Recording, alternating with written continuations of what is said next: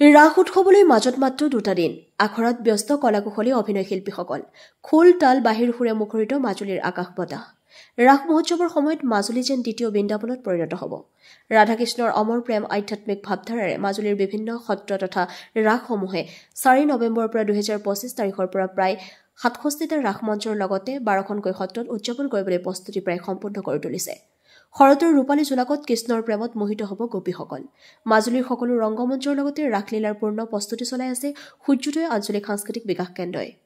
আমাৰ নিউজ চেনেলৰ জৰিয়তে সূৰ্যোদয় আঞ্চলিক সাংস্কৃতিক বিকাশ কেন্দ্ৰৰ দায়িত্বত থকা ব্যক্তিসকলে সমূহ ৰাইজক ৰাস মহোৎসৱৰ বাবে নিমন্ত্ৰণ জনায়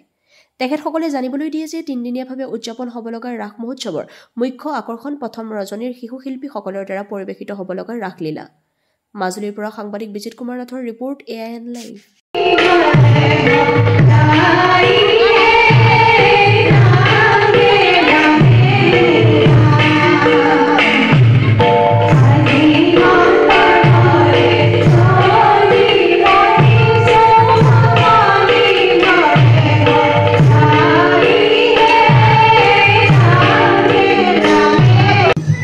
জয়জয়তে সূৰ্যোদয় আঞ্চলিক সাংস্কৃতিক বিকাশ কেন্দ্ৰৰ তৰফৰ পৰা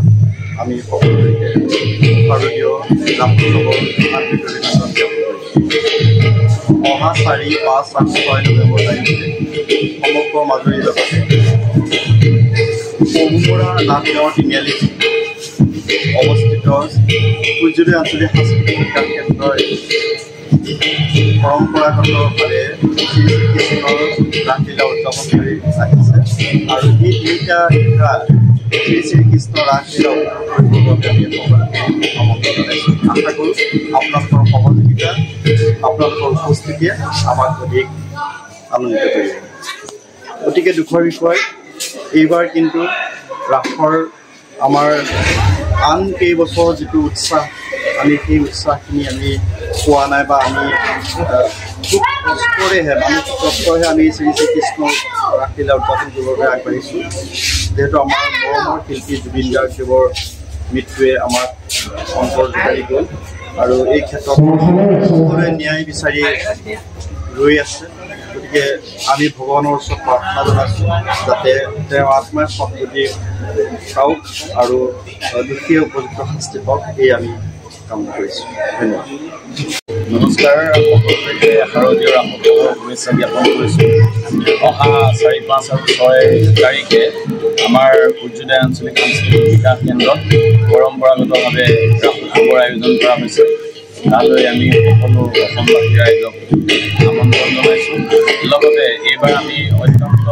দুখেৰে এটা কথা কওঁ যে আমি সকলো ৰাইজ আশাবাদী জুবিন গাৰ্গৰ মৃত্যুৰ ন্যায় আমি পাব লাগে আৰু লগতে আমি জুবিন গাৰ্গদেৱৰ আমাৰ মৰমৰ শিল্পীগৰাকীৰ শ্ৰদ্ধাৰ কাৰণে আমি এটা বিশেষ অনুষ্ঠানৰ আয়োজন কৰিছোঁ তালৈকো আমি সকলো ৰাইজৰ সঁহাৰি আমি বিচাৰিছোঁ সকলো ৰাইজ আহক আমি একেলগে মৰমৰ শিল্পীগৰাকীক আমি শ্ৰদ্ধা জনাম লগতে মাজুলীৰ ৰাস উপভোগ কৰিবৰ কাৰণে সমগ্ৰ আমি দেশবাসীক আমি আহ্বান জনাইছোঁ দ্ৰুত ইণ্টাৰনেট দ্ৰুত সংযোগ এতিয়া এমনেট ফাইবাৰ ফাষ্টৰ সৈতে বাফাৰ নহয় স্পীড উৰণ নয়ন ইনফৰটেকৰ এমনেট ব্ৰডবেণ্ড ব্যৱহাৰ কৰক 3 মাহৰ ফ্ৰী ইনষ্টলেশ্যন পোৱা যায় মাত্ৰ 342ৰ পৰা অসমৰ প্ৰতিটো ঘৰত দ্ৰুত ইণ্টাৰনেট এমনেট ফাইবাৰ ফাষ্ট আপোনাৰ লগত অনলাইন কাম খেল আৰু বিনোদন একে ইণ্টাৰনেটত সম্ভৱ আপোনাৰ স্পীড আপোনাৰ পছন্দ 30 Mbps-ৰ পৰা 155 Mbps-লৈ এতিয়া ধীৰ ইণ্টাৰনেটক বিদায় দি ফাইবাৰ ফাষ্ট লৈ আহক অসমত প্ৰথম দ্ৰুততম ইণ্টাৰনেট সেৱা MS নয়ন ইনফৰটেকৰ পৰা নতুন যুগৰ নতুন স্পীড ফাইবাৰ ফাষ্ট ব্ৰডবেণ্ড